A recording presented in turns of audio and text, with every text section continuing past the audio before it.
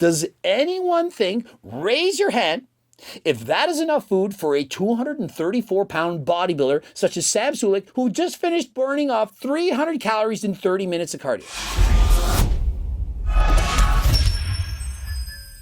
Coach Greg, in today's video, we're going over Sam Sulek's new diet. And I'm telling you, it's got lower calories than last time, and I guarantee he's either losing muscle or not going to build the muscle he once could have. He's dieting too hard, doing it all wrong, and so stay tuned, watch the video, and find out why. And so first things first, he's done 30 minutes of cardio on a recumbent bike. That's the one where you lay back and make your pedals go around at 160 watts, and he did so at a very slow pace. And I think that's a smart idea. He's not doing HIIT cardio. If he were doing HIIT cardio, it's going to tap in too much to his energy reserve. He's not going to be able to recover as well. He's going to be sore. You want your cardio to be easier than last time so that you do not suffer in the gym. When you're trying to build muscle or retain it, you don't want to pre-fatigue the muscles by doing your cardio at too high a rate. Oftentimes people think HIIT cardio is the way to lose weight. HIIT cardio is the secret to getting shredded. It is not. You simply need to eat in a calorie deficit, of which he's doing.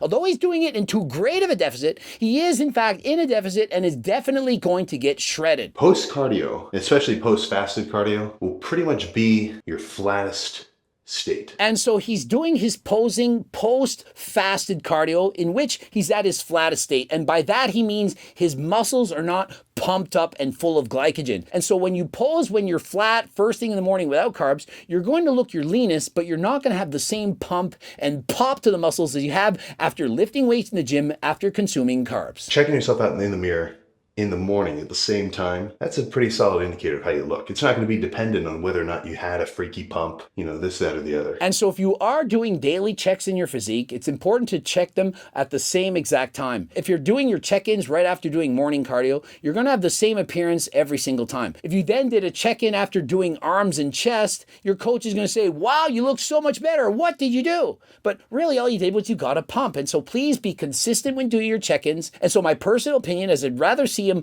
do his posing before doing cardio, because he may not think he has a pump, but trust me, if you pedal on a bike for 30 minutes, you're going to have a pump. The blood is flowing, your legs are going to be swollen, and you are going to have a different look than before you did the bike ride. And so to me, check-in should be done before doing cardio first thing in the morning. Under the same lighting, of course. Like once everything in here is like forearm skin thickness, then we're going to start looking pretty freaky. Yeah, of course, we call this cookbook skin. I can't say the D word. If you pinch everywhere on your body and it's as thin as your forearm, you're basically peeled to the bone. You are stage ready. Hardly any fat. And he will, in fact, look incredible. He already looks exceptionally lean. He looks like he's dieting for competition. But of course, bodybuilders are never happy. They're going for the extremes. And so if your skin is not as thin as it is on your forearms around your body, remember, that is perfectly normal. It is not normal for someone to have thin skin so much throughout the body that it's the thickness of your forearm. Not only was this a bulk transformation, but dude, the acne transformation was crazy. He used to have a lot of acne. He tried the creams and it did not work. And so he's then took Accutane prescribed by his doctor.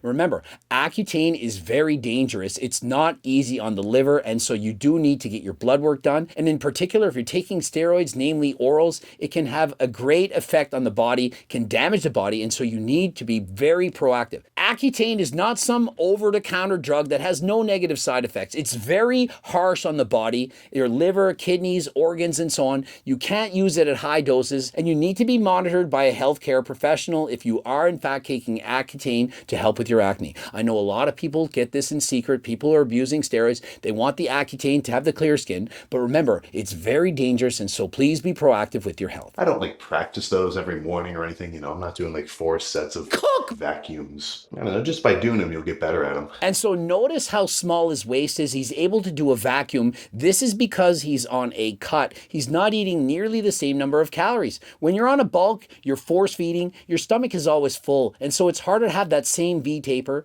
The shoulder to waist ratio is not going to be the same, but when you're cutting, your waist's going to be that much smaller. And when your stomach is empty, for example, first thing in the morning, that is an amazing time to practice your vacuum. You blow out all your air.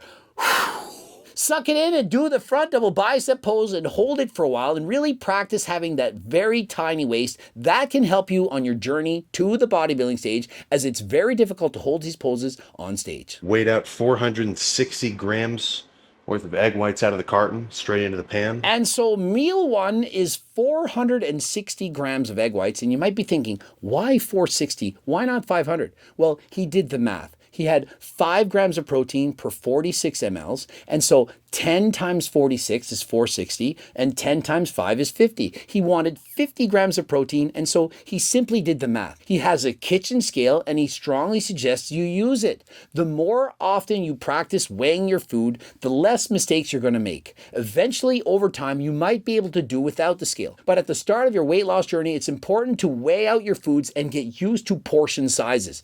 Everyone can guess at what they're eating, but unless you're weighing with a scale, you don't know what you're actually consuming. And another point I'd like to make, it's more important to use grams than cups. For example, if somebody says use a cup of oatmeal, a cup of rice, you might measure out that cup, but the cup is not correct. There are different size cups throughout the world. You probably didn't know that. And oftentimes with settling, a cup could be more or less than the grams indicated. And one thing I think it's very important to do is don't simply just taste test things. All too often, I've had clients, they have the peanut butter around and they'll say, yeah, I'm just gonna have 1 tablespoon of peanut butter. It's just gonna be a snack. And they have a spoon and they start eating it. And before you know it, they've eaten half of the container. It's very easy to underestimate, underreport your calories. Meal number 1, God damn it. 50 grams of protein and 10 grams of carbs. And so meal number 1 is 50 grams of protein and only 10 grams of carbs. There's 4 calories in each of those grams. And so 60 times 4 is 240 calories. And so that is all he's eating for meal 1, 240 calories. Does anyone think, raise your hand, if that is enough food for a 234-pound bodybuilder such as Sam Sulek, who just finished burning off 300 calories in 30 minutes of cardio? And so just really think about it. Use your thinking cap right now. He's burned off 300 calories on a bike and he's eating 240 calories. And so he's literally burned off more calories than he's eating. Not to mention, we're not even tracking the calories he's burning just by breathing. His BMR. How could he maintain or build muscle onto his frame if he's not eating enough food? Remember, this is a guy that just bulked. He was that close to 6,000 calories a day. His breakfast is 240. It makes no sense. If anything, this meal should have been consumed before doing the bike, first thing in the morning. He would have had protein, amino acids to readily be available to help him build muscle. Then meal 2 could have been had after doing the cardio and eaten something with perhaps a little bit more carbs, protein, and or fats. And although he's on a cut, you still do need to consume healthy fats. I'm not saying you need them at every single meal, but if his diet is simply consisting of protein and or carbs, he's not going to get the essential fats that he needs. No sugar added sweet baby rays. And so he's saying the carbs are coming from no sugar added sweet baby rays. I don't know what that is, but I can say there's nothing wrong with adding in artificial sweeteners. No sugar added this, no sugar added that. It doesn't matter. It doesn't matter! You can even have non-nutritive sweetened beverages like Diet Pepsi. This is caffeine free. You can have Diet Kool-Aid, Mio Squirt, all these things perfectly okay to consume when you're on a diet. And although the World Health Organization made a post saying aspartame, oh my goodness, it's maybe going to cause cancer, they also added aloe vera. They also had on a higher level, as in more worrisome than aloe vera and aspartame, that if you go outside, it's more dangerous. Also on the list, staying up past midnight. And so, yeah, you can get up in arms, freak out, scared of all the artificial sweeteners, or you can realize just how ridiculous this actually sounds. Honestly, you can put what the hell you want on egg whites. Like Terry, I've been known to throw some mustard on from time to time. Obviously not right now. And so Sam Sulek says, feel free to add in the condiments, and I do agree. Low-calorie condiments, that is. He says mustard. Be careful if it's honey mustard and there's sugar in it, those calories are going to add up. And so if you're going to add ketchup, make sure that it's low in calories, sugar-free, or no sugar-added ketchup, like this from Heinz. This is the one I went and got it from my fridge. And so in comparison, this one only has 10 calories.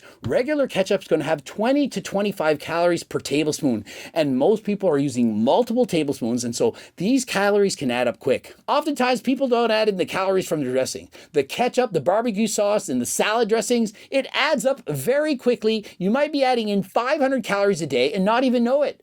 Or another example, people are cooking their vegetables and using oil for stir fries, putting in 1 or 2 tablespoons and not adding in those calories. And so please be very cautious. Use Pam cooking spray. Don't add butter. These small changes can make a night and day difference in your weight loss journey. Why would I eat this instead of just drinking a protein shake? It's just not filling. But remember, Sam is referring to a regular protein shake. He hasn't perhaps watched any of my videos. He doesn't know about anabolic protein ice cream. Remember, you make the protein ice cream, 240 calories, the same thing. You hold it over your head, it's an entire blender full, and you're full. And so imagine if Sam Sulek had my cookbook and was doing his cut. He would be amazed at just how much he can eat, how full and satiated it is, and I bet he would no longer want to go on those 6,000 calorie bulks ever again. He'd probably say, main gaining, that is the way. I'm going to eat 4,000 calories a day from Coach Greg's cookbook, and I'm always going to be full, always satisfied, and enjoy my diet every single day. He'll no longer need to go on a cut. He'll always look the way he wants. He'll be lean, happy, and satiated. And so I strongly recommend to not only Sam Sulek, but all of you to click the link in the description. And remember, Code Greg is going to save you 10% off. Buy more freaking cookbooks than last time. And if you don't have any money, click the link in the description. Remember, I've been giving away a free diet and training program to over 60,000 individuals. And so if you don't have the money, you can't afford it, don't worry. We're trying to help everyone. The whole point for me right now is I'm trying to eat like normal meals, normal amounts of food, get food into my system, actually kind of feel a little full, but not eat foods that are full of calories. And so Sam describes the exact benefit of having my book. You can eat larger servings. He talks about if he had whole eggs and buffalo sauce, the amount of fat and calories, he'd have to have such a small little schmuck serving, perhaps 3 bites, and it wouldn't keep him full, wouldn't be satiated, and you're likely to cheat on your diet. And so that is why this diet book can in fact change and save your life. You don't believe me? You should see all the people I run into. They bought my freaking cookbook, close to 100,000 individuals. Let that sink in. Close to 100,000 people bought my books, and it's made a difference in their life. That is a lot of individuals, a lot of people. It's not just hundreds, thousands, tens of thousands, close to 100,000 people. So you might be thinking, oh, the book doesn't work. Does it not work? Do you not see the benefits this can provide? Everyone is looking for the quick fix, the answer, the solution. Oh, bulk and cut, back and forth. No one knows what to do. Get the book. The book is going to work. Because if you're trying to lose calories, each meal, if you're not tracking those little bits of like extra whatever that you wouldn't really think about to catch, that shit can add up. And if you're preparing your meals and taste testing this and eating some of your kids' bites and taking a spoon out of the ice cream and so on, those calories add up. You can't just pretend, oh, I eat 1,200 calories a day and my metabolism, it's so slow, I can't lose the weight.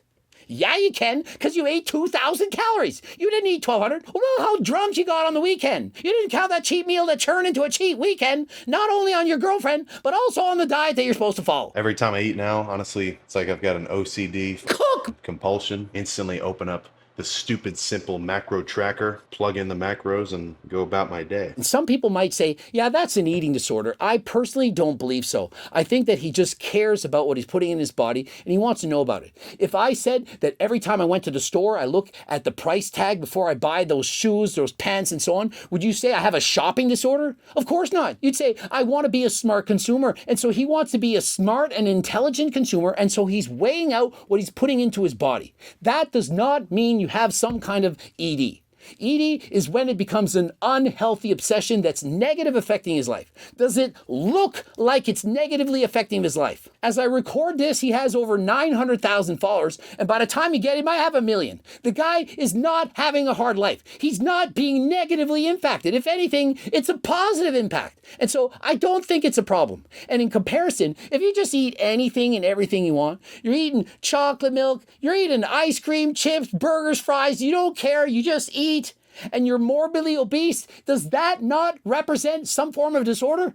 You're morbidly obese. You're eating what you want. You don't care. You just love your body and all of it. So much body you love, you can't even put your own arms around your stomach. How is that healthy? It is not. It's not super easy to start, you know, because you're going from just eating whatever the fuck basically to now every time you eat something, you either have to read the label or look it up or weigh it. And so it is a hassle to start. When you go from eating anything you want, not caring, to suddenly caring about your diet and tracking calories, it is a lot of work. You're weighing the foods that you're eating. But remember, it doesn't have to be forever. You're going to quickly learn which foods you should eat and which ones you should avoid, and you're going to learn about portion sizes. And so before you know it, you probably won't even need the scale. Unless, of course, you're a bodybuilder and you're following a very specific diet, then you might need one. But if you're just trying to maintain a healthy life like Coach Greg, I don't track everything. I'm not weighing my food. I just eat.